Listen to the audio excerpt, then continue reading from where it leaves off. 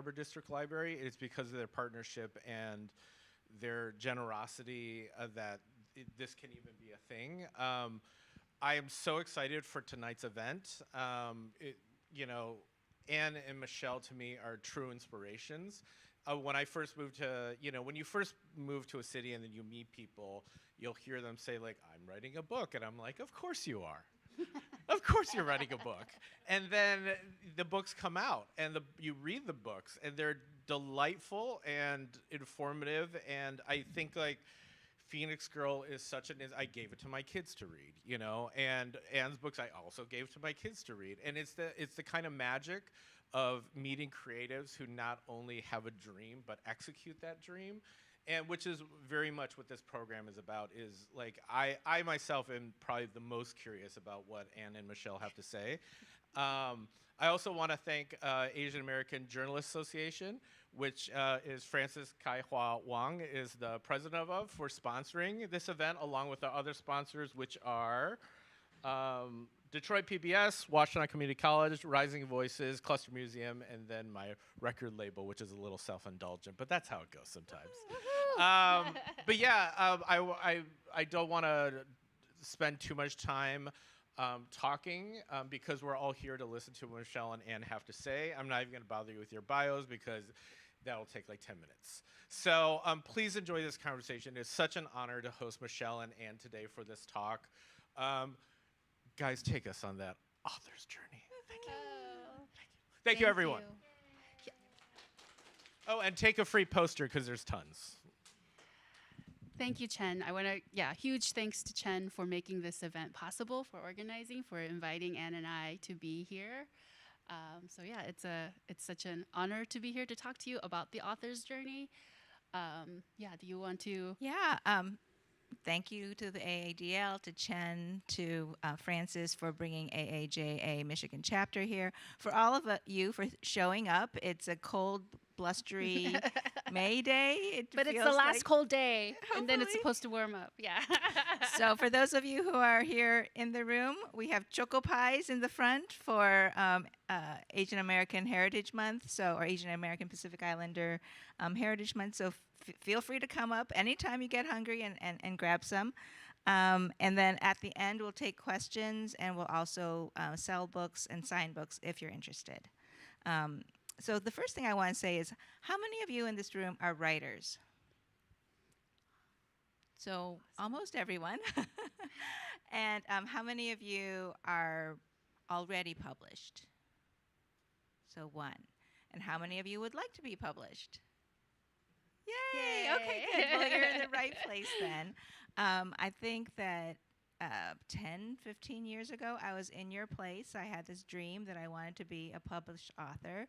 And if you had told me 10, 15 years ago that I would have 2 books out and have gone on a nationwide book tour and been in national magazines, appeared on radio and on television, met some of my idol writers, I would have said, "You're kidding me." But here I am, sitting here, having that experience, and I would like to say, if I can do it, so can you.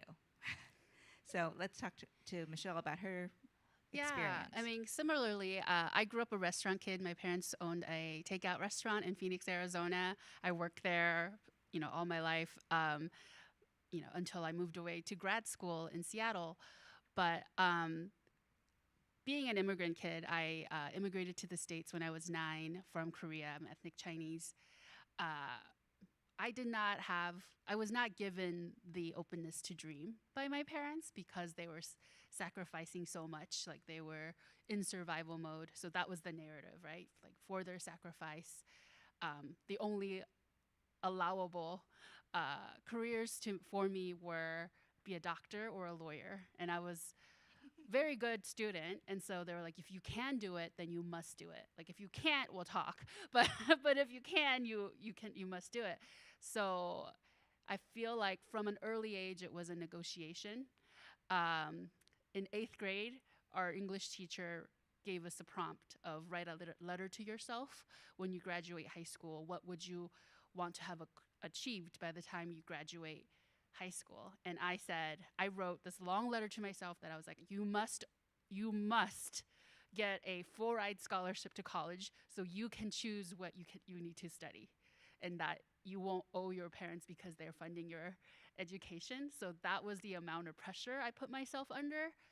I did achieve it. I did get a full ride scholarship, but I didn't study writing. That was just still too wild. You know, it didn't even enter into like what I could do.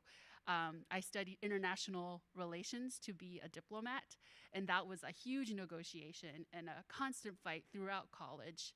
Because even like I was a senior, and my dad was like, you know, you still should go to medical school, you know, and like, so all that to say, yeah, like Anne, it wasn't a planned path. Um, you know, my book, my memoir is called Phoenix Girl, How a Fat Asian with Bipolar Found Love, published by Fifth Avenue Press, which is the AADL publisher. And, you know, since it is a memoir, that's the story that, you know, when I was 20, I was diagnosed with bipolar. And it was, you know, I had a pretty difficult time. And I had a lot of internalized stigma, and I wanted to, I didn't want anybody to know. It was a need to know basis. So I like stuffed it down, need to know, move forward. I went to grad school, got my MBA, you know, was working these sought after jobs until I like realized I was absolutely miserable, and I was crying at my desk, and I was like, is this the meaning of my life? Is this what I want to do with my life, where I use all my creative energy to sell whatever, you know, sell blank. And I didn't want to do that. And so you could kind of call it like a midlife crisis at 38, you know, and I decided to quit my corporate job and share my story. During that time, I had also been honing my voice as a mental health advocate. And so I just knew that when I was 20, I felt so lost, and I didn't have a book like this. And I know Anne is also inspired by this quote by Toni Morrison, who said, if there's a book you want to read but it hasn't been written yet, you must write it yourself. And so that's why, with no creative writing background, not even an English degree, I decided to do it. And that was in early 2019. And 6 years later, Phoenix Girl came into being. Yeah. Yeah, so my background story is somewhat similar. I was born in Korea, and I immigrated here when I was 2 years old. Like Michelle's family, a lot of sacrifice on the part of my parents. So a lot of, I wouldn't say that they put pressure on me, but I internalized that sort of feeling of obligation, like I need to make their sacrifice worth it. I don't want to be a failure. So I studied very hard, and you know, like Michelle, when I was in elementary school, my teachers would, you know, give me A pluses on my writing and say, wow, you should be a writer. You're such a beautiful writer. But, you know, that was like laughable to me. It was like saying, you know, you should be an Oscar winning actress. Like, no, nobody does that. That's like a dream that nobody pursues. And then I went to Harvard. I went to law school. I was a corporate lawyer for many years. And I didn't take any creative writing classes or even imagine that I could be a writer. And then I think I was 47, and I read the book The Fault in Our Stars by John Green, which is a YA book, a young adult book. And there was something about that story of first love, how raw and emotional first love can be. And it just like set off my fire, you know, like I was like crying and I was a mess. And I thought, I want to write a book like that, but from a Korean American girl's perspective, because when I was 47, there wasn't the Korean American kind of like arts scene that there is right now with K-dramas and K-pop and all that stuff. And so I wrote that book, just poured out of my heart, and tried to find an agent for it, which is the traditional path to getting published, and nobody would, you know, say yes. And so I got quite discouraged. And then I thought, well, I'm going to write a bestseller. I'm going to write like the kind of book that you like can't put down. And then all those people who turned me down are really going to be upset that they didn't take me on as a client. And that ended up being my first published book, A Good Family. And then I wrote this book afterwards, and I'm writing another book right now. So that was my tortuous path to becoming an author. So my first question for you, Michelle, is we both held corporate jobs. We're both moms. We both are active in our communities. We've got lots of stuff going on. How do you find time to write? That's a great question. Um, are you talking now, or how did I find time to write, or both? Well, Yeah, both. Yeah. I mean, okay. I know it's not like, one size fits all. Yeah. As the seasons of your life change, Yeah. your schedule changes too. Yeah. Absolutely. So when I wrote Phoenix Girl, um, like I said, I quit the corporate job, and I sat down and had a conversation with my partner, with my spouse, like, can I take some time to write this book?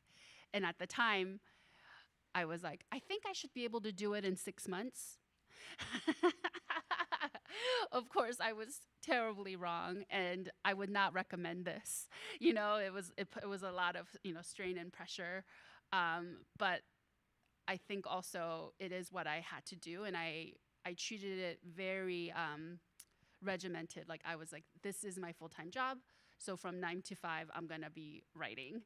And I not only was working on this manuscript that I rewrote like 12 times, and I was doing workshops and whatever I could. I was also trying to build a platform because, as maybe many of you know, I don't know what your genres are, but memoirs are really hard to publish, really hard for, to make the case for business-wise, if you're not a celebrity, if you're not already famous. And so I heard from a lot of feedback from agents and things that you need to build a platform. So I became a freelance writer. So I wrote for CNN, InStyle, Shondaland, whoever, Care.com, whoever would accept pitches and, from freelance writers. And I did, I did get like over 100 bylines, and it is very difficult. Now it's even more difficult with AI and lot of layoffs, and the publishing industry have changed a lot. But yeah, I mean, for every piece that lands, I would say there's maybe 7 rejections at least. That's probably putting it conservatively. So I just was like, this is how I'm going to treat it. And, I earned some money from freelance writing. I was also a contract editor for InStyle magazine, just like really protecting those relationships that I was able to build with editors really helped. So that's how I, and it was still a privilege because I'll be totally straight with you. The most I made as a freelance writer and editor was $40,000. And that's pretty good, but that's like poverty, And so without a spouse, that would not have been possible. So that's a lot of how this book came to be. It was through COVID, and my kindergartner at the time then became home all the time, right? And so it was very, very difficult. And then now it's still difficult. It's just different. I have to find time whenever I can. And what I'm doing the most to protect my creative energy is most important to me. So I've like changed my career again to have jobs that have lower level of interpersonal conflict, which is what drains my creative energy, so that even though the hours are longer, the pay is lower, I find that I have more energy to write. So that's how I'm making it work, I think. What about you, Anne? So, like I said, with every book, I was sort of at a different season in my life. And I think I probably took sort of almost the opposite tack from you in some ways. But so my first book that I wrote, which was that YA book, which, spoiler alert, never got published. I wrote that when my kids were still in elementary school. They were quite young, and I had a full-time job. So I would go to work, come home, make dinner, do homework with my kids. When they finally got to bed around 9 o'clock, that was when I turned on my computer, opened up my Word doc, and started writing. And I would write from like 9 o'clock until 1 o'clock, 2 o'clock in the morning, because I had this fire to write that book that I wanted to write and to be published. And so, like, talking about unrealistic expectations, I think I was 47 when I decided I wanted to be a published author, and I set my goal. I said, oh, I'm going to be really, like, give myself generous time. I'm going to be published by the time I'm 50, 3 years. No, you're not going to be published in 3 years. I was published by the time I was 55, and so from never having written a word to being published in 8 years, that's actually not bad. So that was how I did the writing for that first book. The second book that I wrote, which ended up being the first published book that I wrote, I actually wrote those mostly on the weekends while I was sitting in a outdoor tent watching my kids swim meets. So if you ever have been to a swim meet, they start at 7 in the morning and they end at 7 at night, and they're both days of the weekend. So there's a lot of like waiting time, and then like your kid swims for 1 minute and then that's over.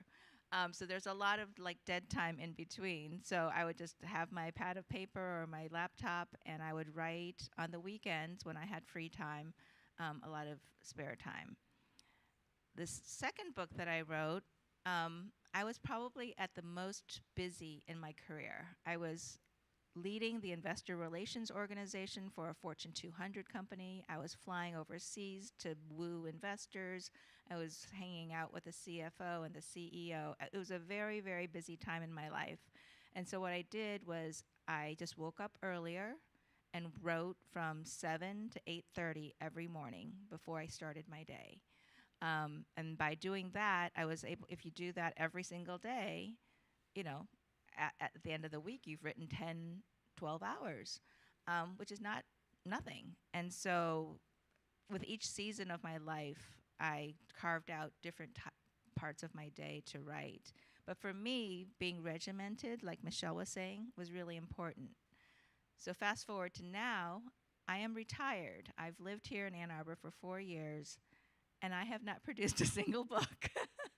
I have all day to write, but oh gosh, I think the peonies are blooming today. I think I might go to the Arb today, or I might have lunch with Michelle in town.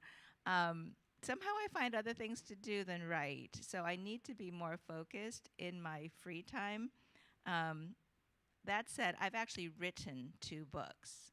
I just haven't gotten any of them across the finish line to publication. But I just laugh because I was so much more productive in some ways as a writer when I was incredibly busy in my career. I have to say, it's obvious once you hear her talk, but Anne is a very impressive person. And she did say earlier, if she can do it, anybody can do it. I could not have written from 9 to 2 a.m., 9 p.m. to 2 a.m. I am useless creative energy-wise after 9 p.m. I also could not, like right now I have to get up at 6 to get my kid ready for school. I could not have gotten up before that to write. I don't have the ability to do that. So I just want everyone to give themselves grace, I feel like, because like Anne is a machine. Like I'm like, she is like such a mentor, and yeah, like I don't think anybody can be quite like Anne. Not to say you cannot publish a book, because I have said to Anne before, I've now learned, having been a writer for 7 years, you know, it's not as long as other people, but like I've learned a lot. I've met a lot of writers. It's actually not about talent. That when you, it helps, but how to get published, it's those of us who are the most relentless, the most determined, who refuses to give up, who actually can get a book out there. Yeah. Back when I first started writing, there was like this thing that I think Oprah or somebody was promoting, was like The Secret. And The Secret was basically like manifesting something, you know, envisioning what your goal was and sort of like focusing all your attention on that and trying to manifest it. And that's a little bit woo-woo for me, but I actually do believe it, in the sense that like if you really, really want to be a published author, then you have to put your butt in the chair and write. And yeah, you might not write in the morning before work, but you'll find time to carve out time in your schedule when it works for you to write.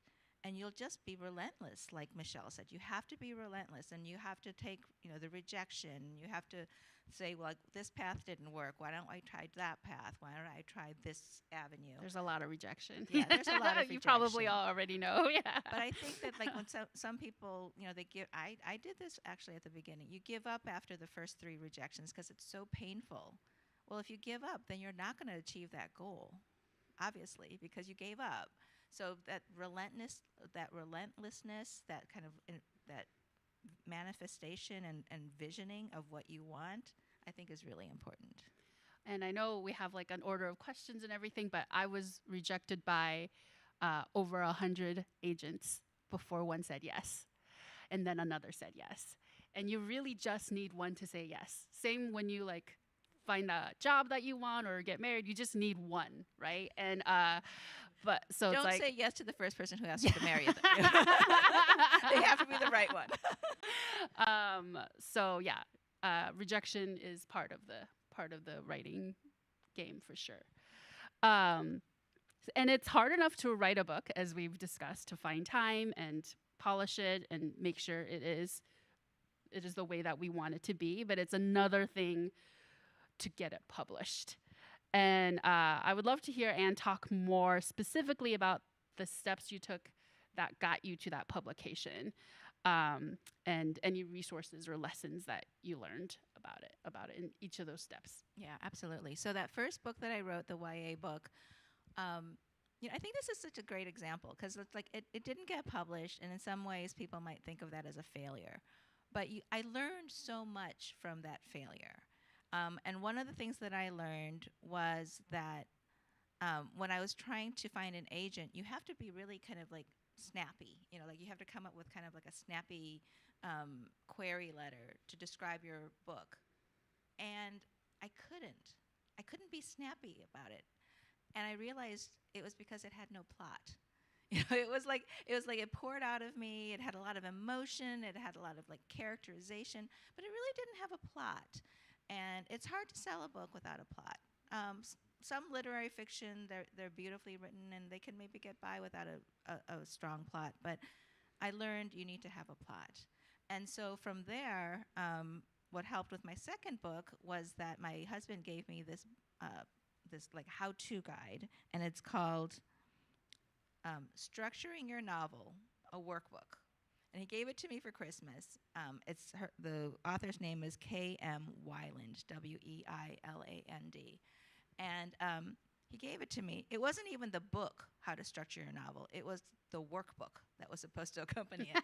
So I looked at it, and it's like it's like a workbook. And I thought, honey, writing a novel isn't like learning your ABCs or learning your times tables. You can't just do a workbook and write it.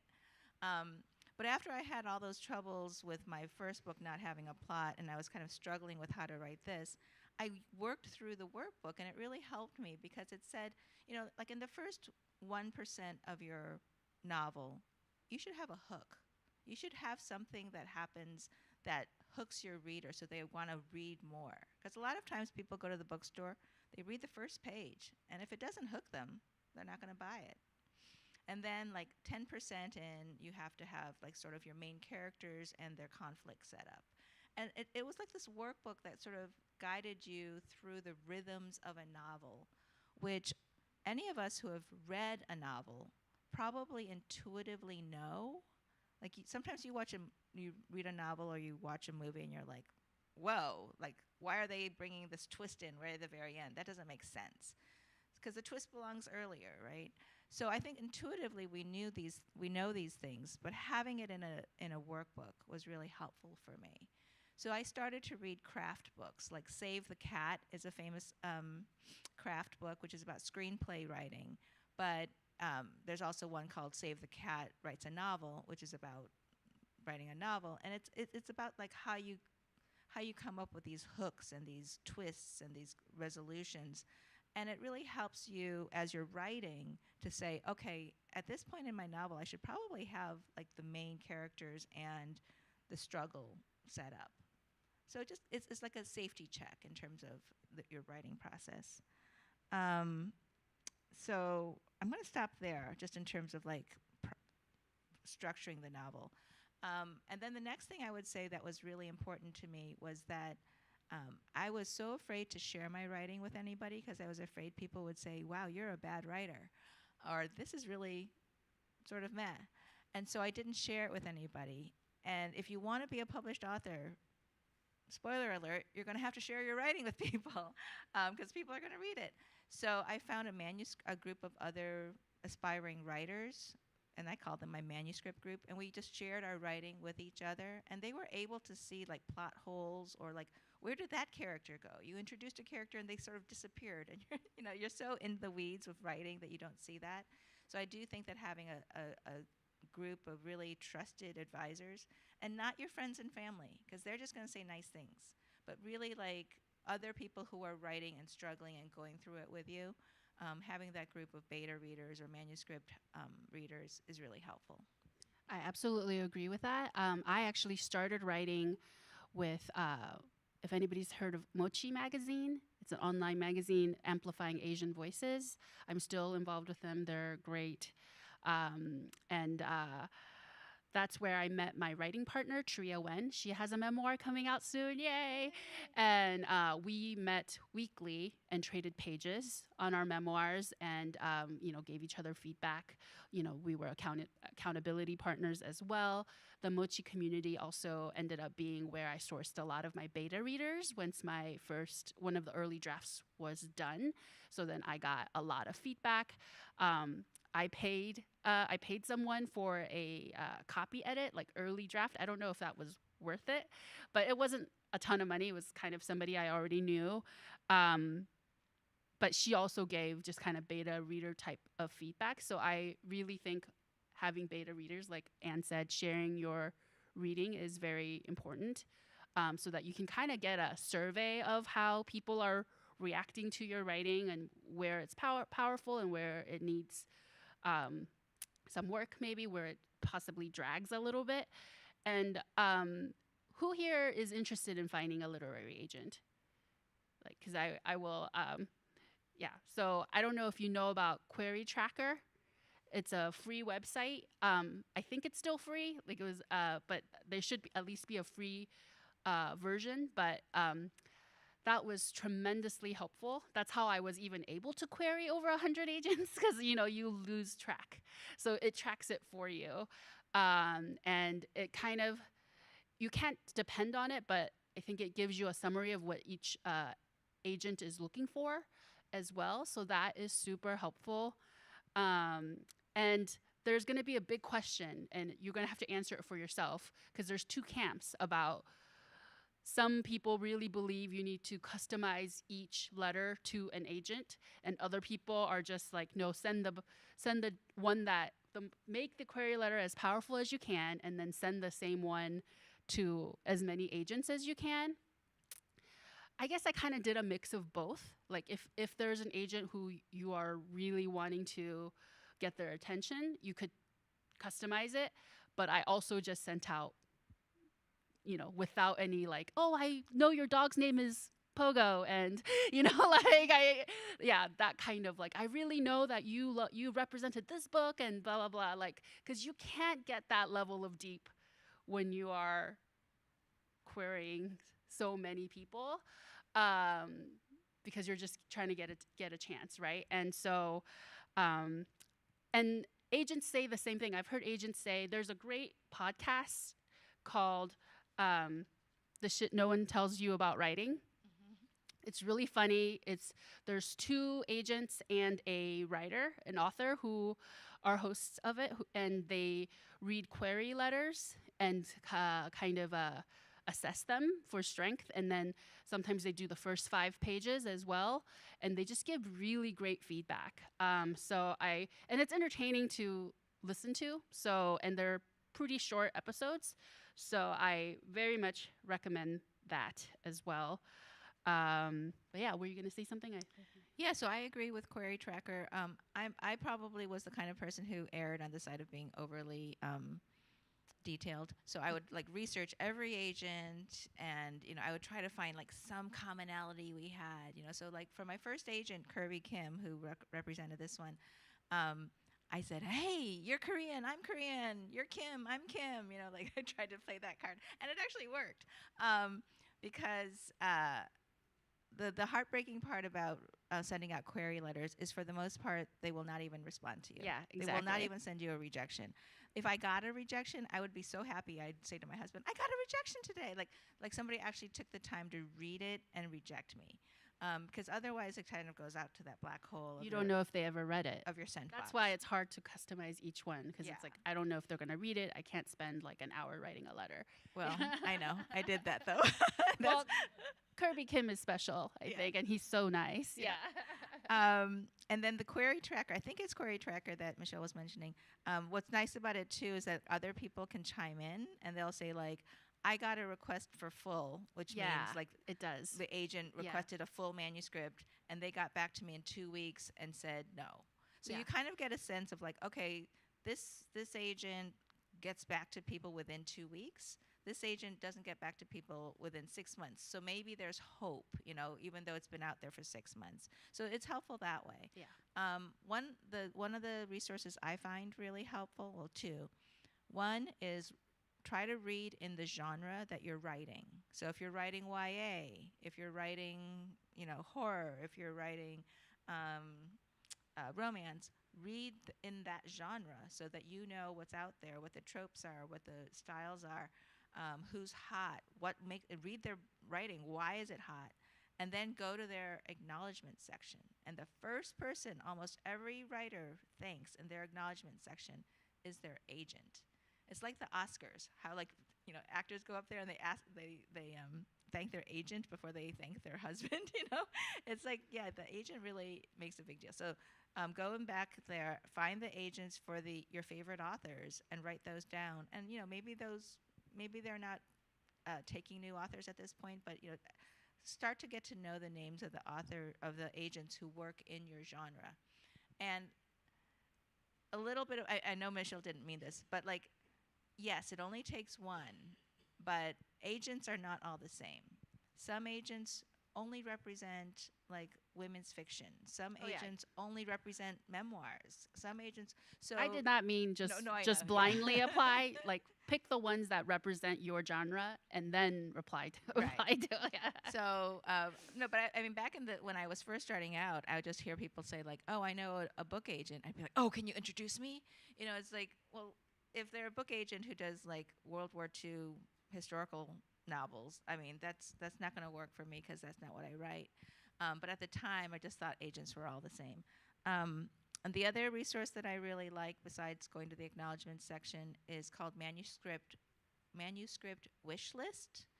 And it's a listing mostly by agents. So there are a few publishers in there. And they'll say, I want the next Emily Henry. I want the next, Ann Patchett. Or these are the books that I like. These are the kinds of genres that I represent. I definitely do not want children's literature. I definitely do not want memoir. And so that way you know that you're not barking up a tree that's never going to get back to you. So that's a resource that I like. And then going back to the thing about manuscript groups and beta readers, I have a lot of people ask me, how do you find your beta reader? So AADL has a monthly thing called Emerging Writers Meetup, and I've never been, but if it's a room full of emerging writers, there you have a room full of potential beta readers for you.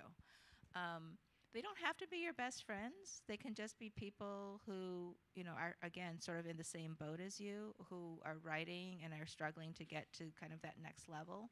I also just told all of my friends, I'm writing this novel. If you know anybody else who's a writer and who would be interested in exchanging pages, please let me know. And that's how I found all of my beta readers, was just sort of word of mouth and friends. I have to say that honing your confidence and your voice as a writer is very important. And part of that is knowing when to reject feedback. And I know we're talking about beta readers and things, and but you're not gonna.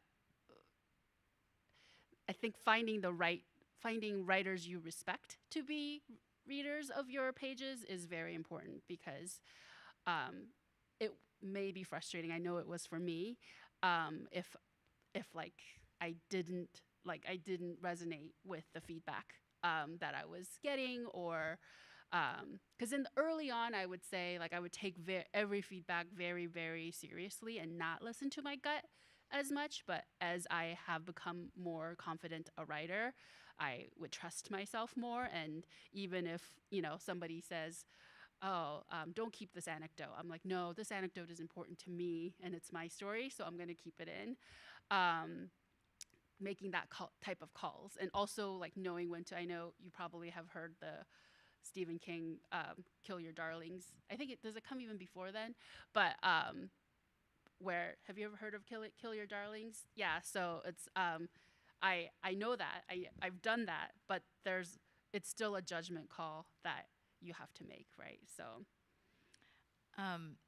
One tip that I would have, if you're working with a manuscript group or beta readers, rather than just saying, "Give me your feedback," is to have specific questions. yeah, So, like, is my protagonist too unlikable? Or I know it gets kind of messy in the middle of the book. Is it hard to follow, or do you understand it? Like, the more specific you can be with the kind of feedback that you want, the more likely that you might get helpful feedback, rather than like, you know, I had certain people who just gave me like typographical errors. That's not helpful. yeah. Yeah. I also wanted to say that I did Community of Writers a workshop. There are several workshops. Tin House does workshops, right?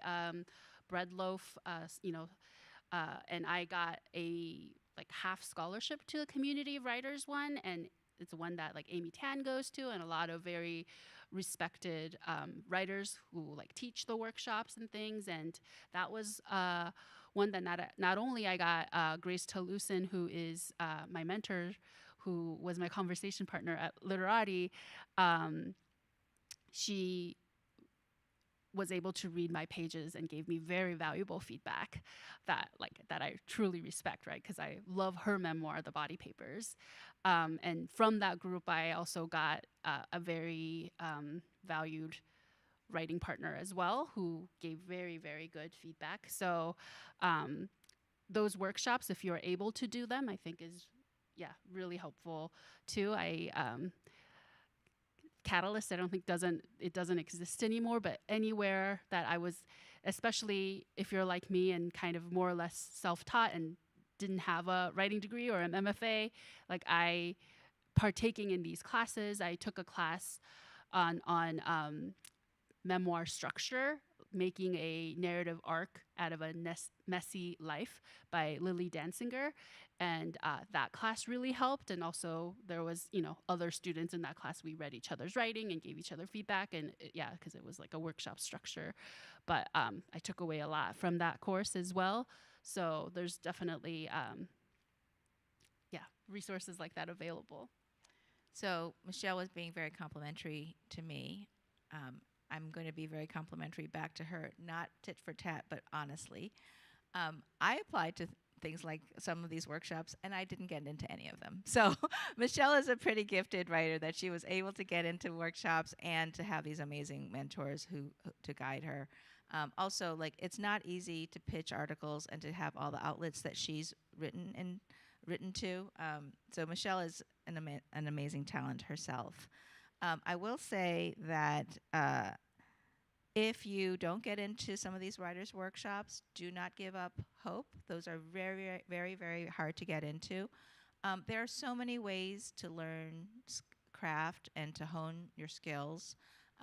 Again, AADL has the Emerging Writers Workshops, where some of them, like, there are ones that are about plot, there are ones about characterization, there are ones about, other elements of writing. A lot of bookstores that I followed, especially out in California, like Book Passage, and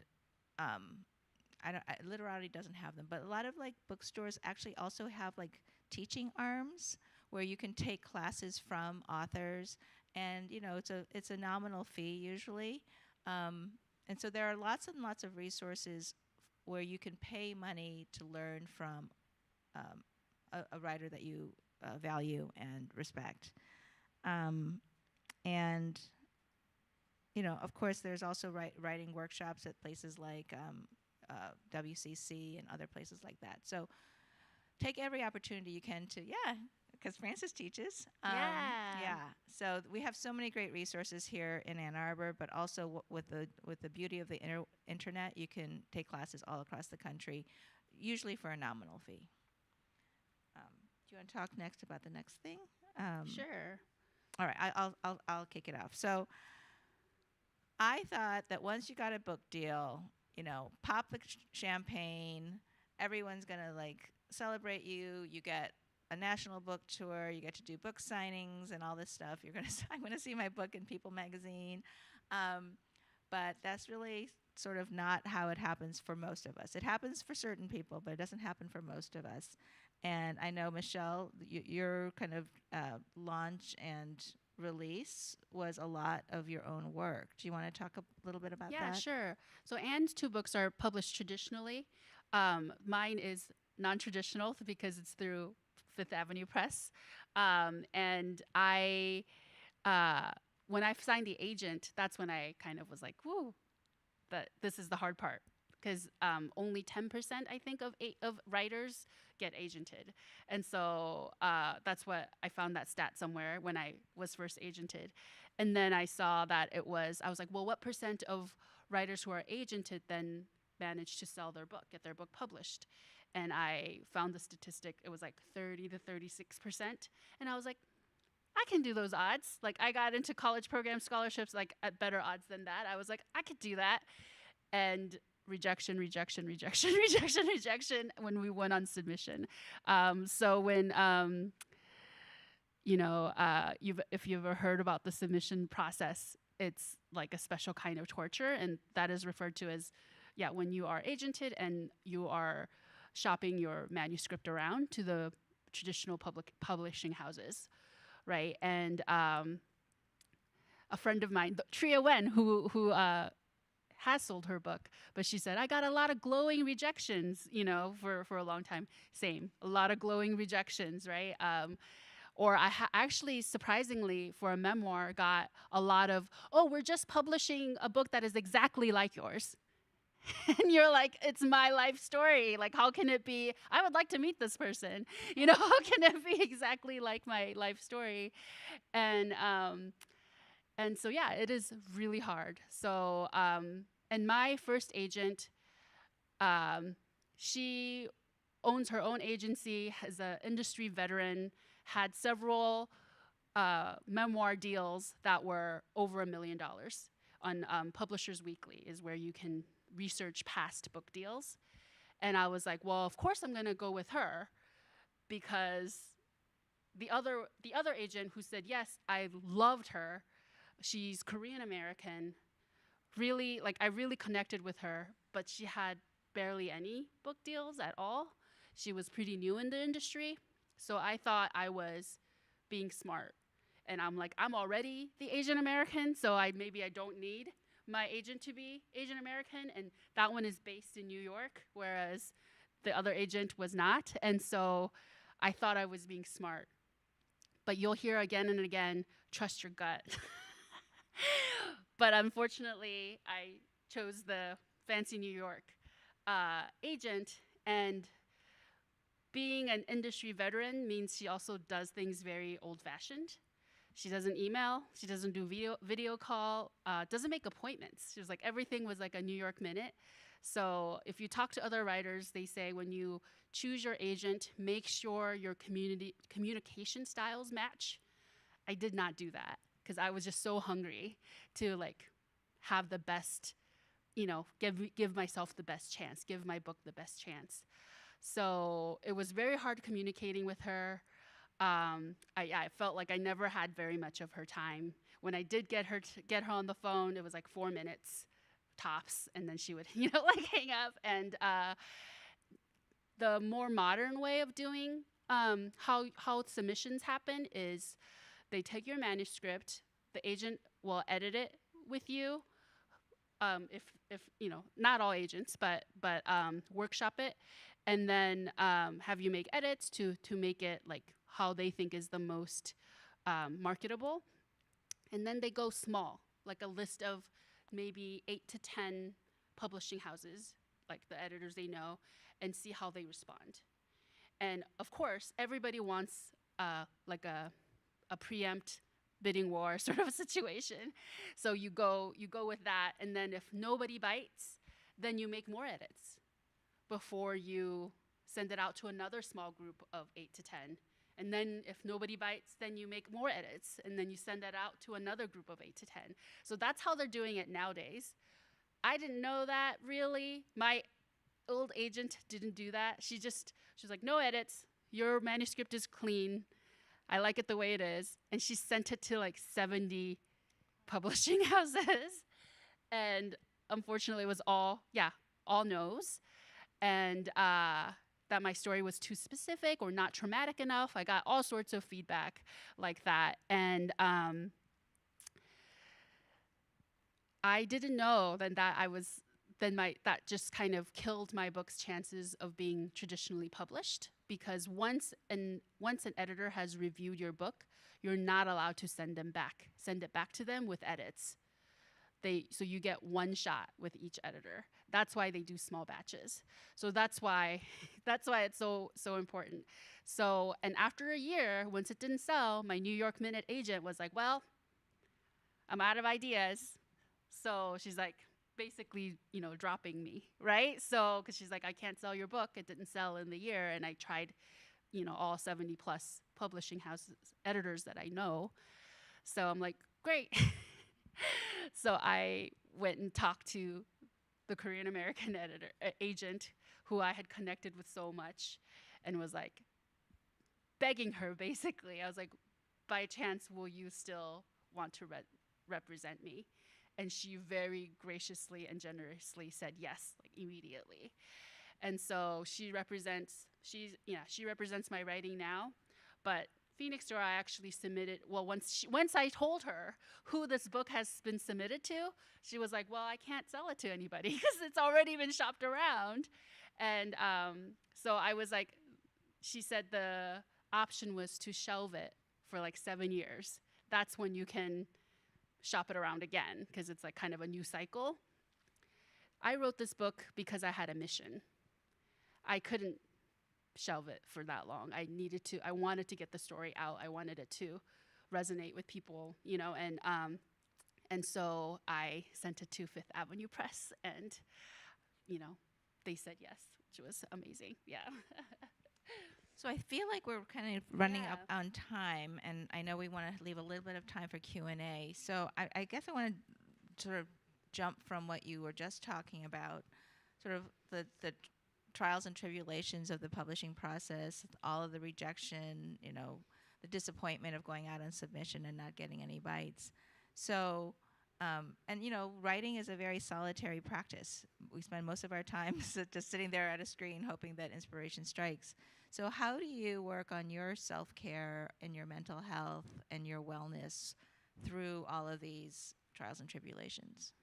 That's a great question, Anne, and it's Mental Health Awareness Month, so it's very good to ask.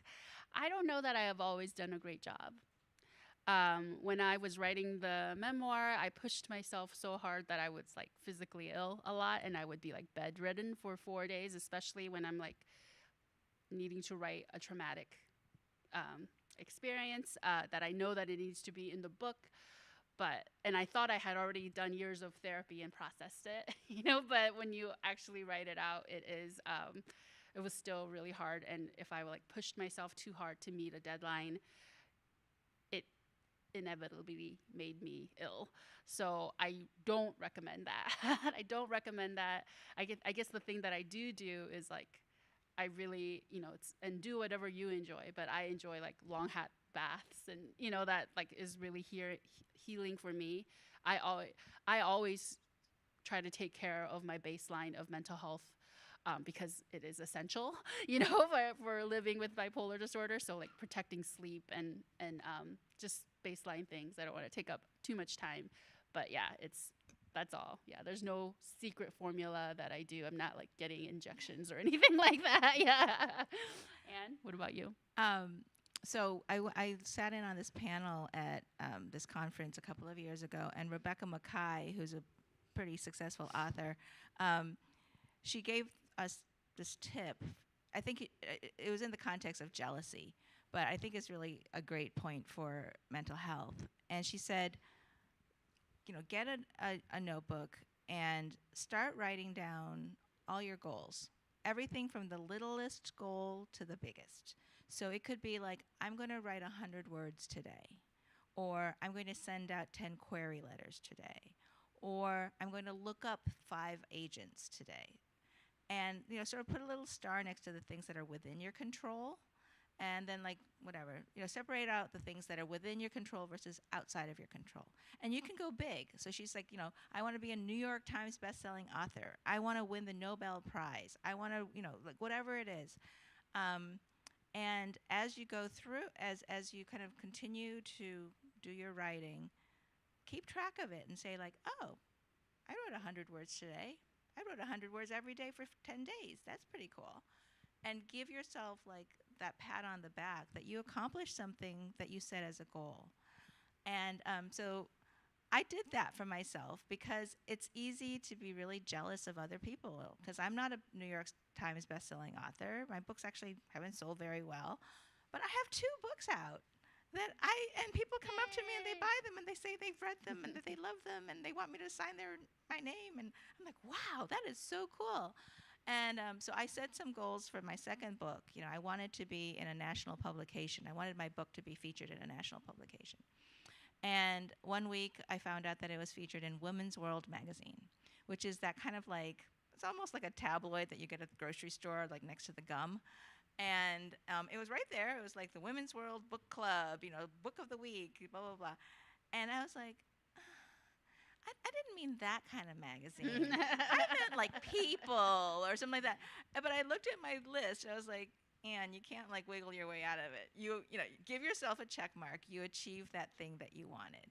And so like every time I'm trying to like backpedal and say like, well, that's not exactly as successful as I wanted to, you know, I realize I need to take a deep breath and give myself credit for the things that I have achieved. And the other thing that I thought was interesting, and I was talking with a fellow writer about this, was like, I do not want to win the Nobel Prize in Literature. And my friend, who's a very serious writer, was like, why not? That would be like every writer's goal.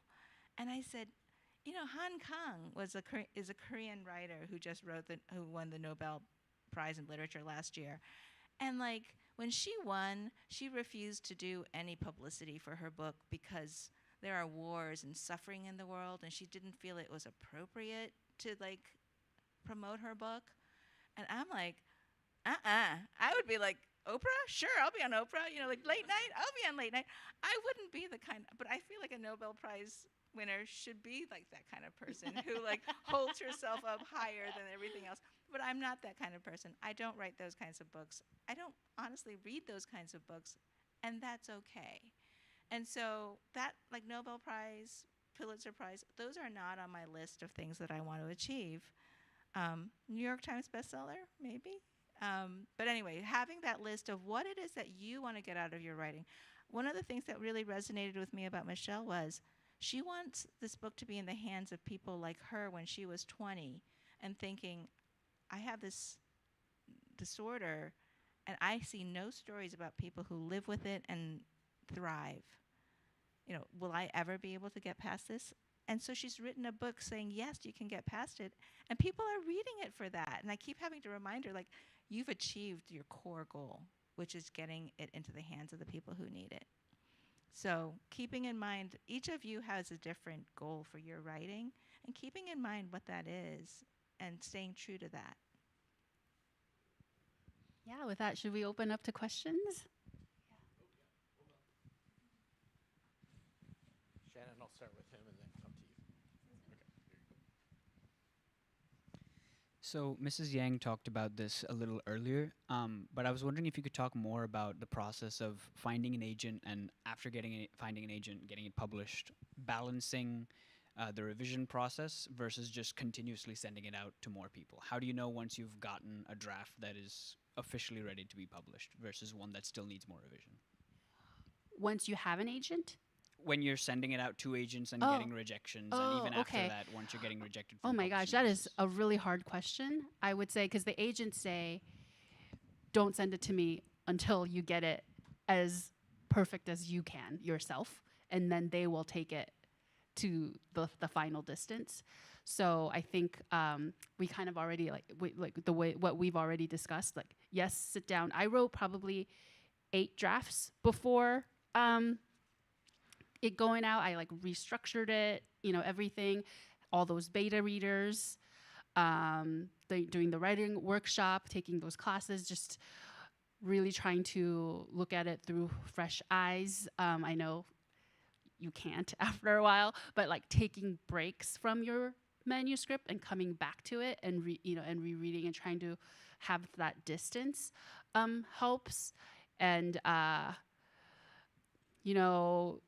it will be tempting, like when you early on, before I wrote my memoir.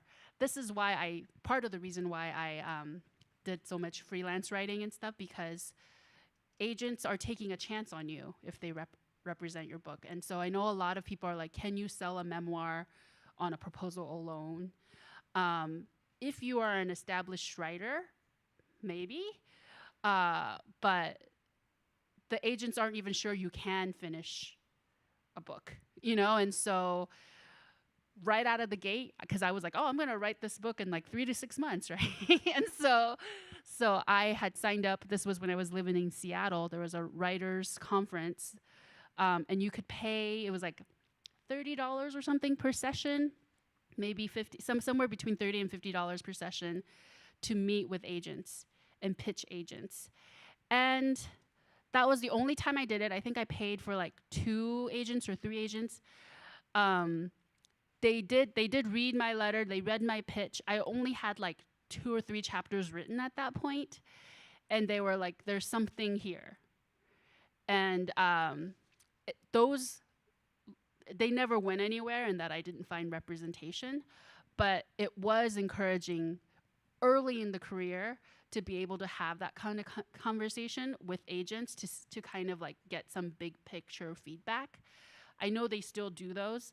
I wouldn't recommend spending a ton of money on it, like if especially if it's not within your means, right? And yeah, I never did it again because I don't think that is the way that you get an agent. Although I have heard people get an agent that way, like Margaret Lee got an agent that way. But yeah,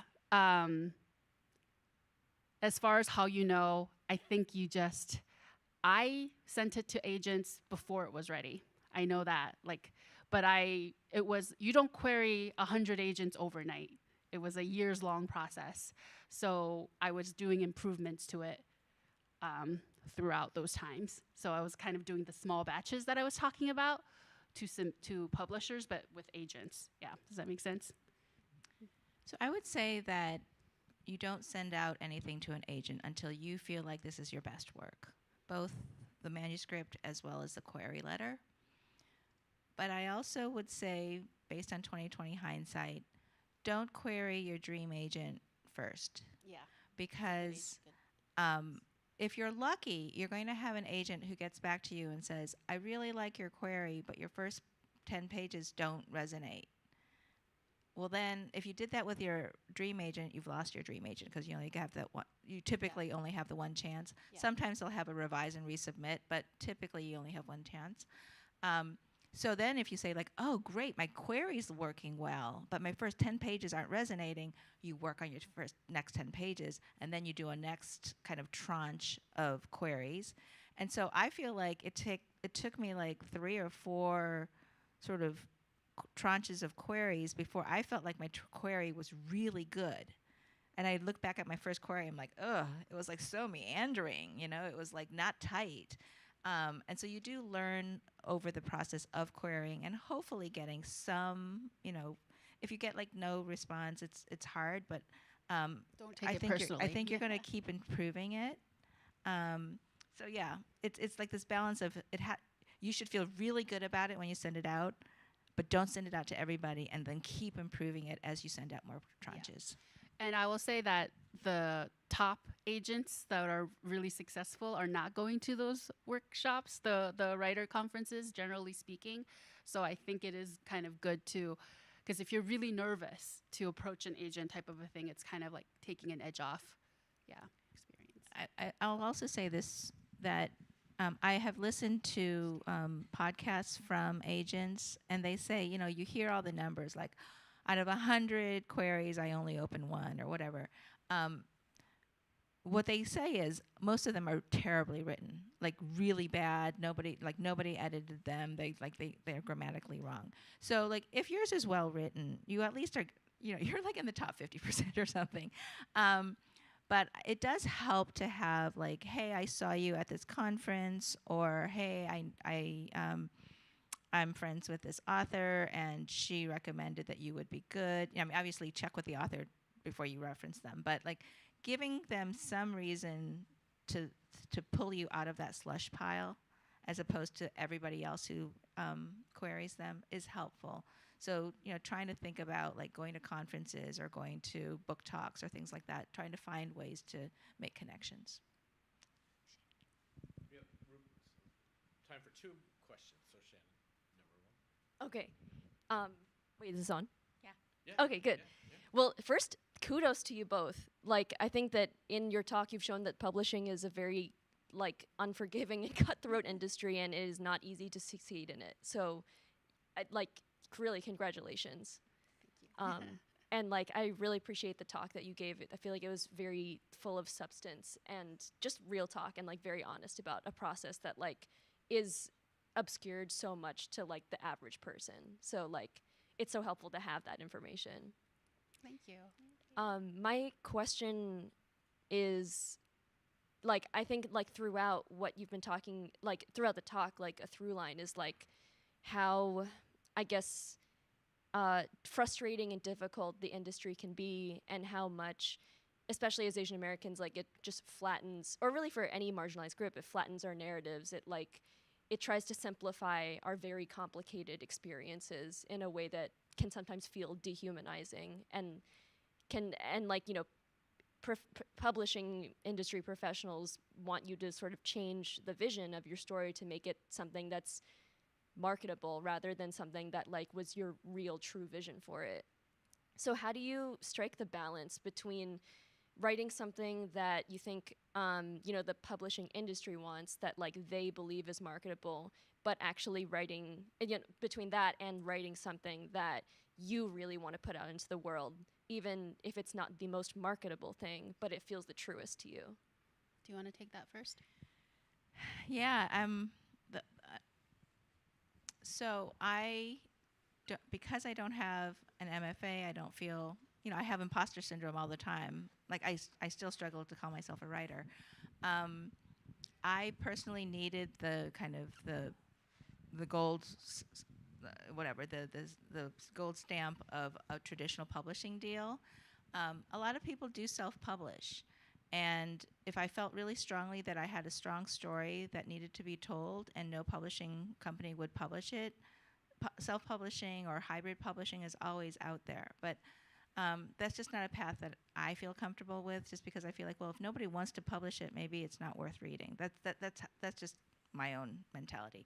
But this first book that I wrote, like I said, that came from my frustration with my first book that got no agent, got no interest.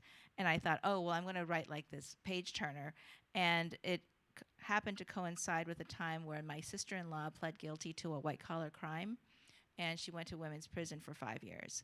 And that was all happening at the same time that Orange is the New Black came out on Netflix. And people were super, super interested in that concept of women in prison. And so when I wrote this story, it had a hook, right? And I think that's how I got Kirby Kim, who's an amazing agent, to represent me, and he was able to sell the book on submission right away. So I think I kind of caught the zeitgeist on that one.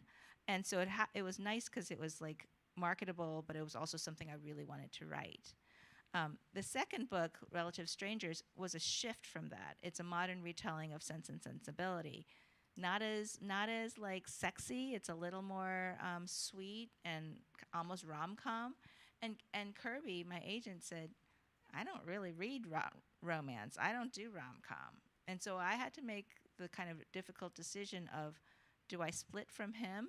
Because he wasn't sure he wanted to represent it. Or do I go forward with a book? And I really loved the book. So I went forward with the book and found a new agent. Right now, I have a third book that I've written. I'm super passionate about it.